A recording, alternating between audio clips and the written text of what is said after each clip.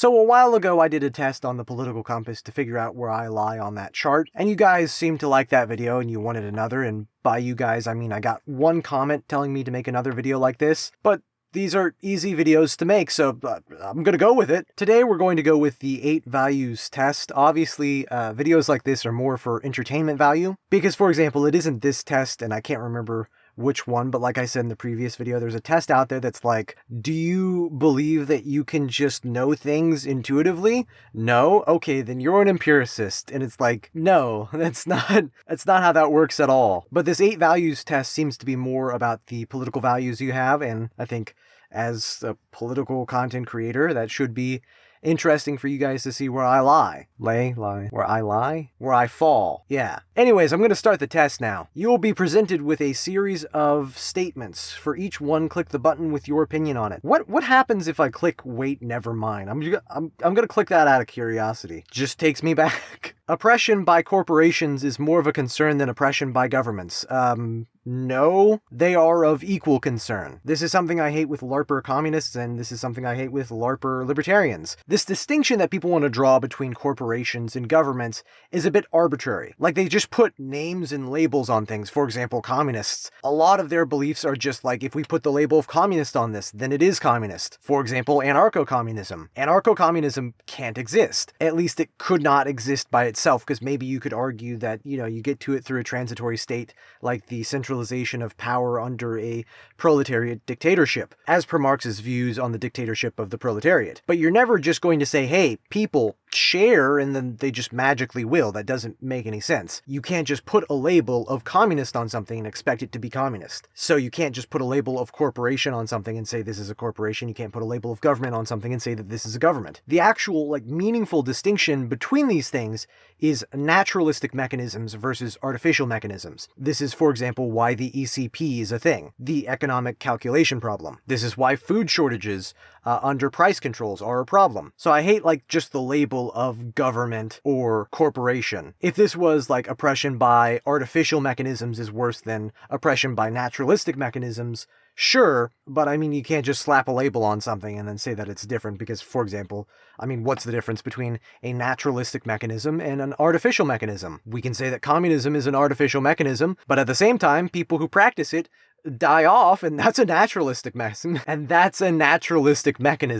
so I'm just going to say neutral or unsure. Is it necessary for the government to intervene in the economy to protect consumers? Depends on the interventionist policy. I don't think anyone has an issue with, for example, what would you call it, transparency laws, the prohibition of false advertising, for example, and that is technically an interventionist policy. It's a very moderate interventionist policy, and those are the kinds of policies that I support and I agree with, and I think, in a lot of ways, we've kind of fell into a rut when we think about interventionism versus free market capitalism, because there are different ways that you can intervene. And I would be more interested in seeing governments starting to move towards almost competing with businesses in a way that, doesn't so harshly set regulation, but forces businesses to have better practices. For example, I think the poster child that everybody points to on the left about how their ideas work, that's generally unions and worker cooperatives. The thing they do there isn't telling businesses what to do.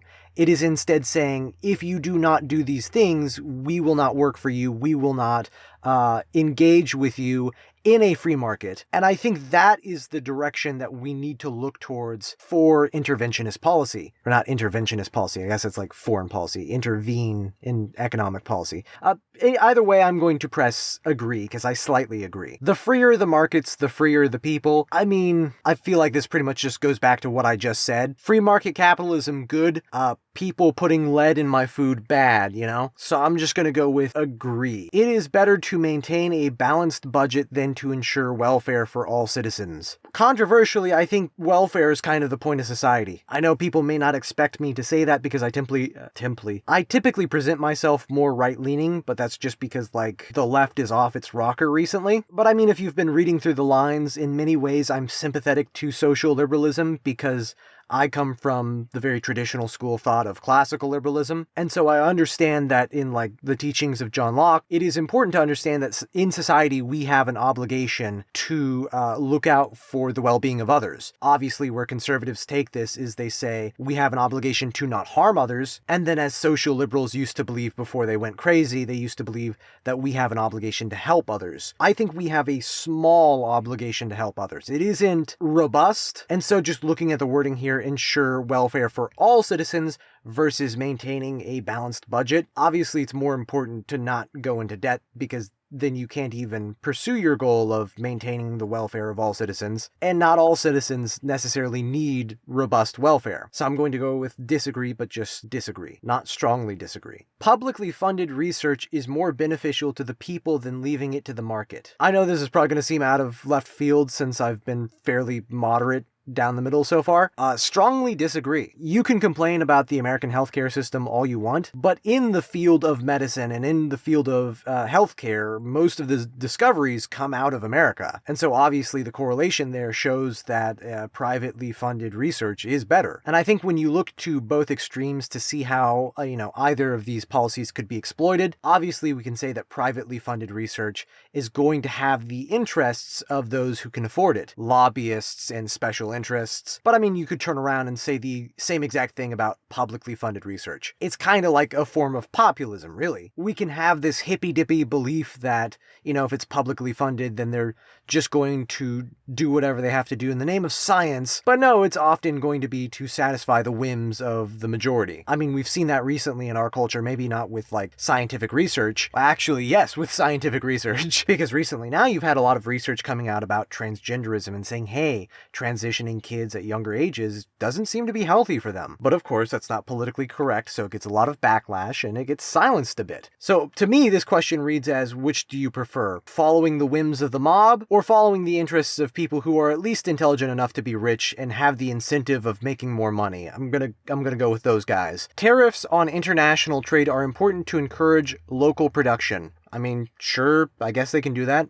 Agree. From each according to his ability to each according to his needs. That's communism. No, I do not agree with that. I strongly disagree. It would be best if social programs were abolished in favor of private charity. No, not necessarily. That's the point of society. I think society should be more voluntaristic, and I think private charity does show us, that those systems do work, and those systems are actually generally better, but I chalk that up more to the inefficiency of our current governmental structure, so I'm going to go with slightly disagree. Taxes should be increased on the rich to provide for the poor.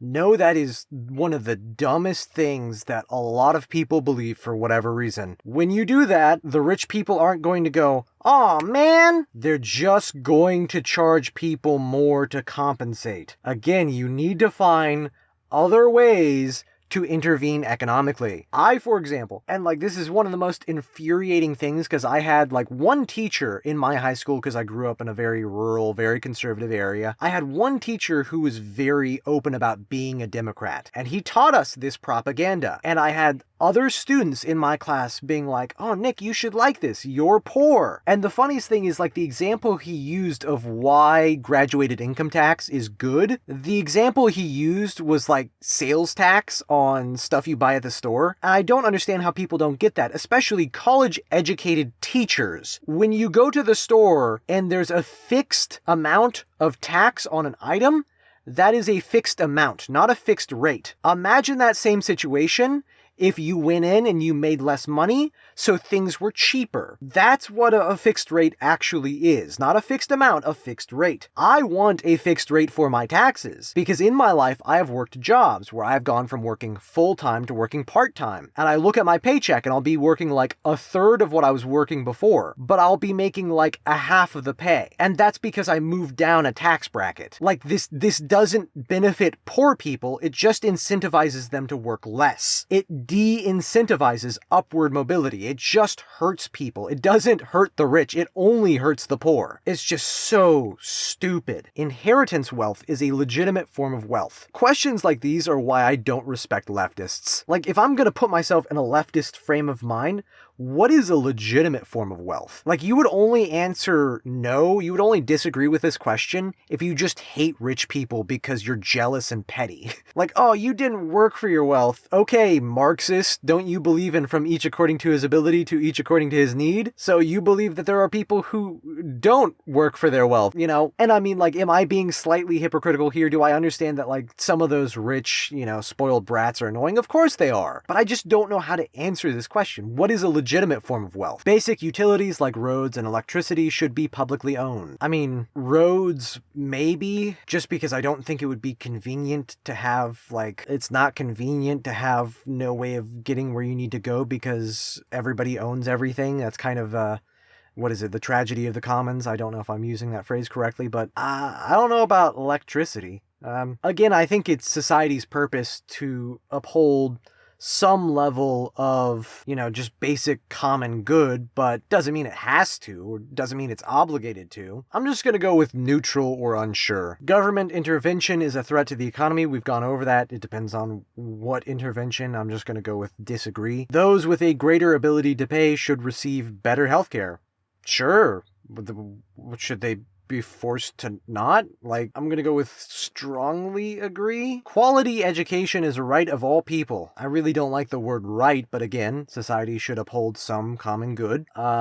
Sure. Although I don't like the word quality. I'm just gonna go neutral. The means of production should belong to the workers who use them. Yes, and that's why I believe in private ownership. Eat a fat one, Karl Marx. I guess I'm gonna go with strongly disagree since it's just communism. The United Nations should be abolished. Yes. I don't even know, like, what version of reality you could possibly believe in where you could answer anything other than yes, they should be abolished to this question. Because either you live in a fantasy world and you think that the United Nations allowed a genocide to just happen, or you live in reality and you understand that Hamas tried and failed to commit a genocide against the Israeli people and then lost a war, for which now the United Nations, with their entire goal pretty much being to prevent genocide, are now blaming the victims simply because they're the winners. You know, either way you look at that, yeah, the United Nations is failing. Pretty much every other day, they're just like, all right, and here to deliver this speech on women's rights is the Taliban. Abolish the ever-living hell out of them. Oh my God, yes. Military action by our nation is often necessary to protect it. Yeah, strongly agree, cry about it, call me a war hawk. I'm not a LARPer. I don't think, oh, well, I'm just going to sit here and be an isolationist. I'm sure everyone's going to respect my isolationist beliefs and leave me alone. No, they're not going to do that. They're going to attack you, you absolute moron. I support regional unions such as the European Union. No, I support small government. Strongly disagree. It is important to maintain our national sovereignty. I mean, if your nation is moral, if your nation is a bunch of godless heathens, I don't think you should decide what to do.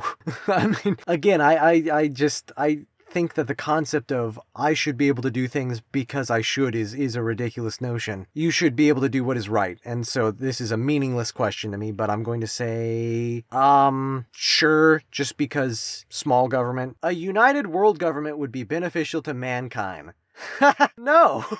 I don't understand why so many people. It's not even a globalism issue, right? Because I think globalism is a boogeyman for many people. You kind of have to get involved on the global stage. Because like I just said, if you don't, then people are just going to invade you, and so much for your isolationist, policy. But like, why do people not want a government that represents them? That's just weird to me. If you are in support of nations working together more collaboratively, sure, that's fine. But a one world government? No. It is important to retain peaceful relations than to further our strength. No, sometimes you have to lead through strength. Like, I mean, this depends on like who we're talking about. Is it more important to have good relations with nations that you already have good relations with? Or is it more important to try to pacify nations that need to be, boom boom turned into glass? Lead through strength. Strongly disagree. Wars do not need to be justified for other countries. Wars always need to be justified. You need to be fighting for the right reasons. Oh, like we don't have to explain ourselves to others? I mean, I guess I kind of agree with that. Well, I'm not sure how to interpret this. Wars do not need to be justified to other countries. So we do not need to explain ourselves to other countries. Am I interpreting that right? I'm going to say, well, I want to say strongly agree, but I also don't want to agree with this if this is the other meaning of, maybe I'm just reading into this too much. I'm going to go with strongly agree then. Yeah, we shouldn't have, you should never have to explain, hey, this is right, please let me do what's right. That's real putty thing to do. Military spending is a waste of money? No. International aid is a waste of money? No. It may seem like it's a waste of money until across the sea, a disastrous situation causes a vacuum for power, and then suddenly bloodthirsty warlords are sending rockets our way, and then it wouldn't have been a waste of money. My nation is great. Are you guys ready for this? Disagree. I don't understand how we have an entire group of people who say make America great again, but they don't realize that their vision for America isn't what America used to be. And no, this is not me saying something that the left would like. This is me saying like, hey, if someone walked up to me 30 years ago and said, I'm a bird, that person would have been thrown in an insane asylum. The fact that, like, anytime I talk about how, insanely tolerant we've become as a culture, I have to listen to the right go, well, agree to disagree, freedom, rights, all that. It's like, no, what are you talking about? The ideology you think you're advocating for is the same ideology that was in power for like 200 years, and during those 200 years, we threw crazy people into loony bins where they belong. We arrested communists. This is what America was. You LARPer Tea Party conservatives are not American patriots. You are brainwashed by leftist institutions into thinking that, like, the people who waged a war because they didn't like the price of tea would just sit around and be like, yeah, this is fine. Everything's fine. We should continue to be polite and respectful to these people. No! Research should be conducted on an international scale. I don't really care either way. I don't think being carried out on a small scale is going to make it any different unless I'm like pretending to be a cultural relativist and I'm like, oh, it's important to have the input of different cultures. I think we know already from a lot of things I've said during this video, that is not the way I think. I believe in this crazy thing called objective truth. So it doesn't matter to me whether or not it's national or international. I guess unsure. Government should be accountable to the international community. I mean, like, yes and no. Not in the sense that an international community should exist with any degree of authority, but in the way that if, like, this nation doesn't like what you're doing, then this nation should be able to do their own thing. And that should hold you accountable. So I'm going to go with disagree just based on how I think this question is being asked. Even when protesting an authoritarian government, violence is not acceptable. Strongly disagree. My religious values should be spread as much as possible. I mean, mine? Yes. Actually, I don't know if I really care about my religious values being spread because I'm not agnostic, but I'm not, proselytizing either. So, like, I believe in God, but I don't think that you have to, so. But my values, well, I wouldn't really consider them religious values. I don't know how to answer this. Our nation's values should be spread as much as possible. I mean, as much as I hate what has happened to America, America is still the best country compared to, like, all these other garbage places, so sure, agree. It is very important to maintain law and order. Yes, strongly agree. The general populace makes poor decisions. Absolutely, yes they do. Strongly agree. Physician-assisted suicide should be legal. Controversial take, but probably. I think ending your own life can be selfish because it doesn't really consider the well-being of others. But I mean, like, this argument taken to its extreme, what are we supposed to do? Like, criminalize it, put people in jail for trying it? And if we say that life is valuable and you try to take your own life, is that the same as murder? And then what? If I believe in capital punishment, that means we should kill you?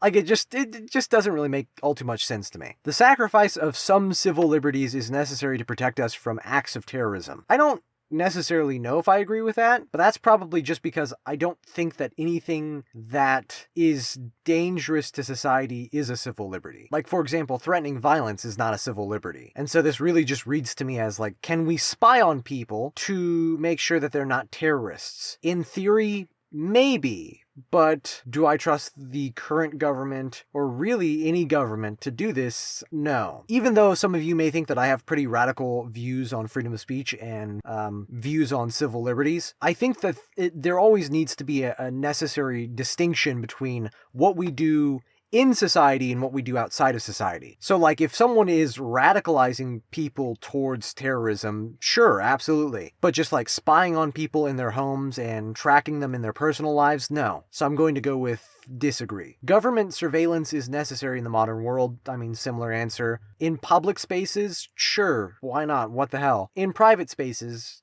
no. The very existence of the state is a threat to our liberty. No, again, controversially, the very existence of the state is the reason for our liberty. I mean, you guys can go watch the entire video I did. Rights don't come from God. They don't come from anywhere else. They come from the fact that we come together as a society and say, here are the things that we allow people to do. Do I think that there are things that we should objectively be allowed to do? Sure. And those things, can find their authority in whatever God you believe in and all that. But like an ideal state is not a threat to our ideal liberties. So I'm going to go with strongly disagree. Regardless of political opinions, it is important to side with your country. That is perhaps one of the dumbest things I have ever heard. All authority should be questioned. That is equally as stupid. Turn that into a statement like all statements should be questioned. Should I question that statement? I mean, it's okay to question authority, and you should always think for yourself, but I don't know if that means you should question authority as if, that's good in and of itself. It's not. Thinking for yourself is what's good. A hierarchical state is best. I think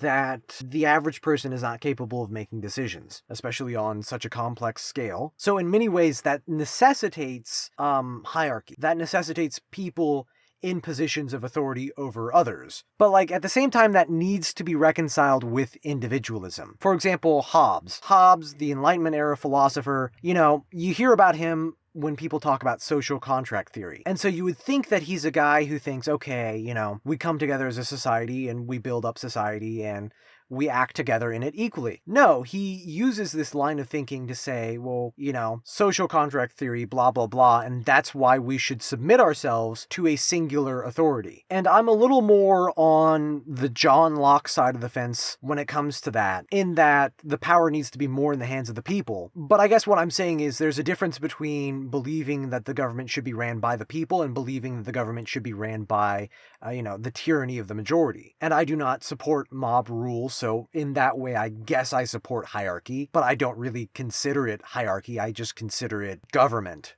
It is important that the government follows the majority opinion, even if it is wrong. I don't know what is with these questions, one after another, asking the same thing. Strongly disagree. The stronger the leadership, the better. I mean, I guess. Only thing I would say about that is pretty much the same as the last thing and the last thing before that. So I'm just gonna go with agree. Democracy is more than a decision-making process. I have no idea what that's supposed to mean. Environmental regulations are essential. I mean, controversially, some of them are.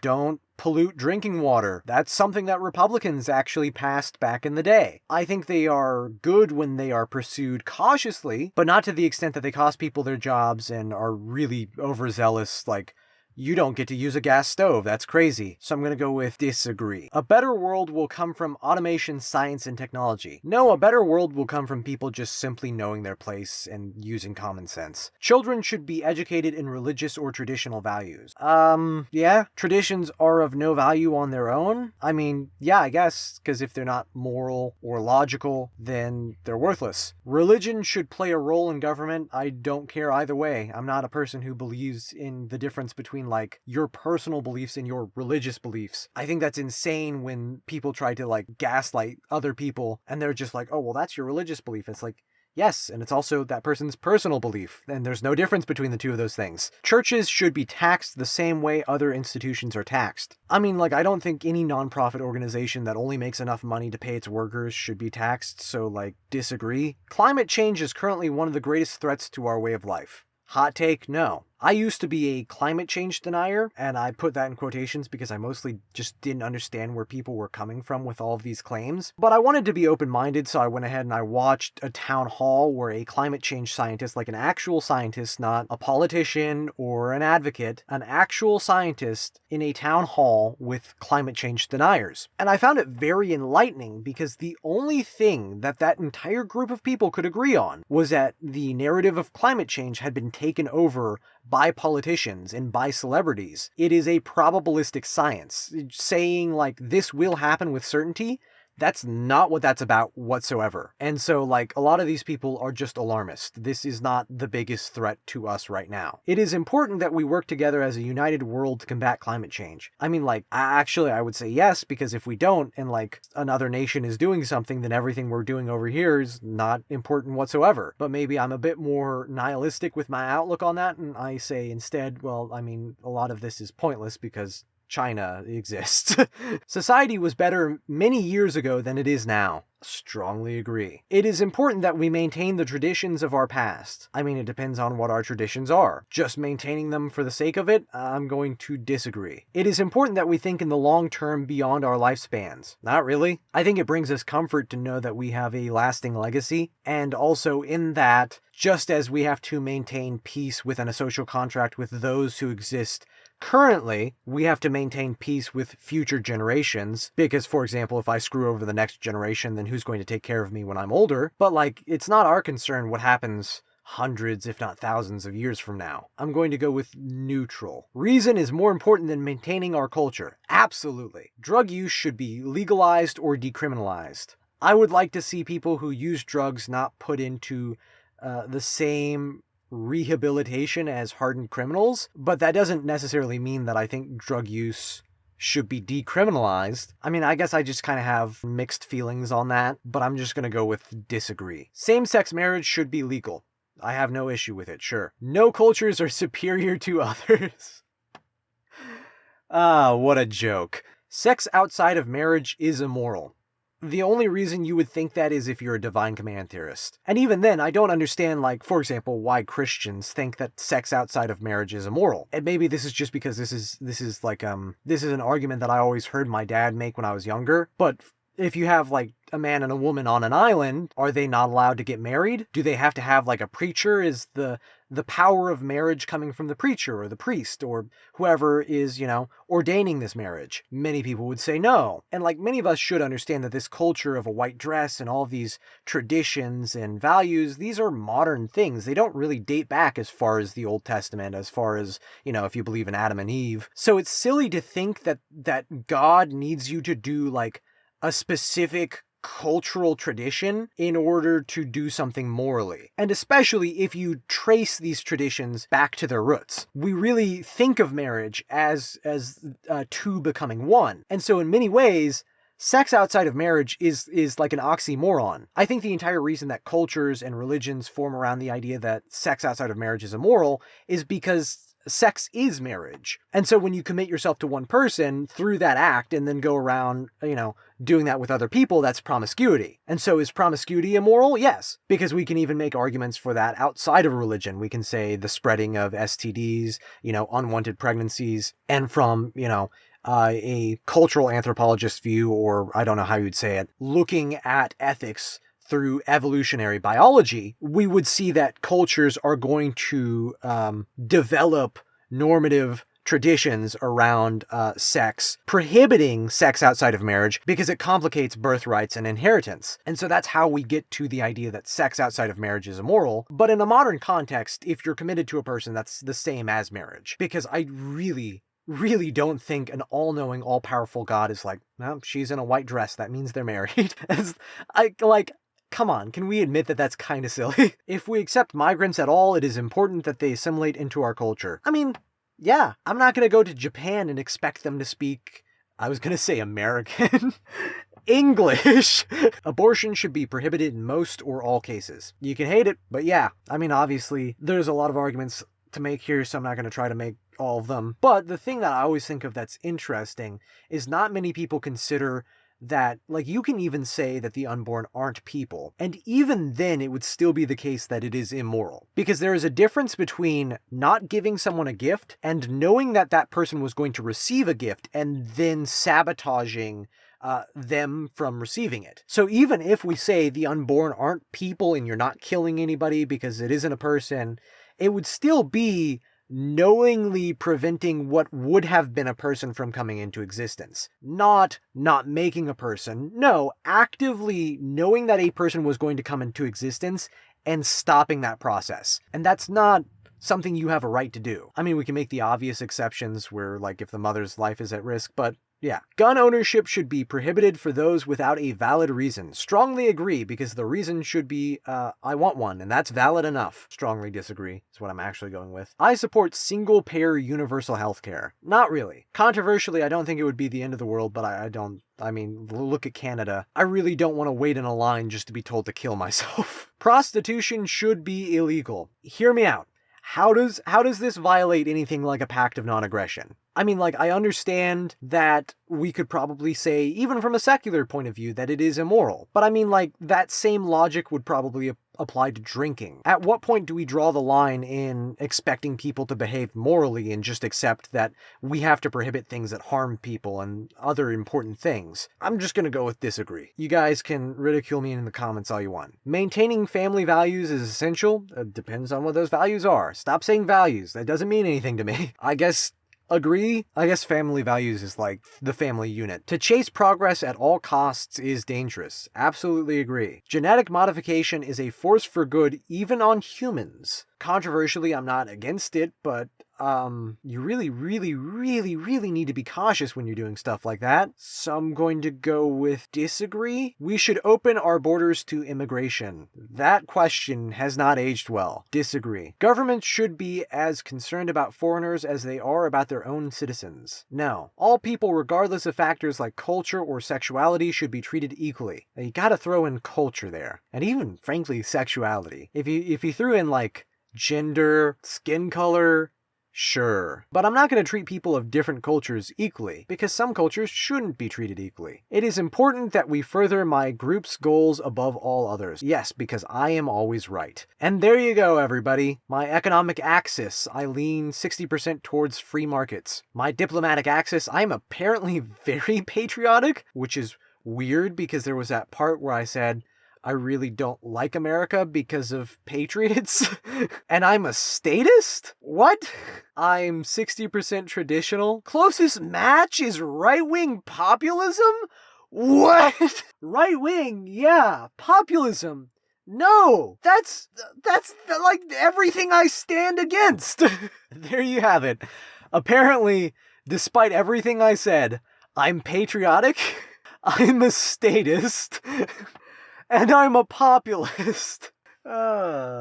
These tests are really bad. I mean, like, I get some of that, but you guys gotta tell me down below. You guys understand that, like, this entire time you were probably watching this like, oh, I didn't know Melonballer was kind of this towards the center. If anything, this kind of left-leaning. I didn't know he hated, patriotism this much. I didn't know he was such an elitist, and he was such, And then I get right-wing populism.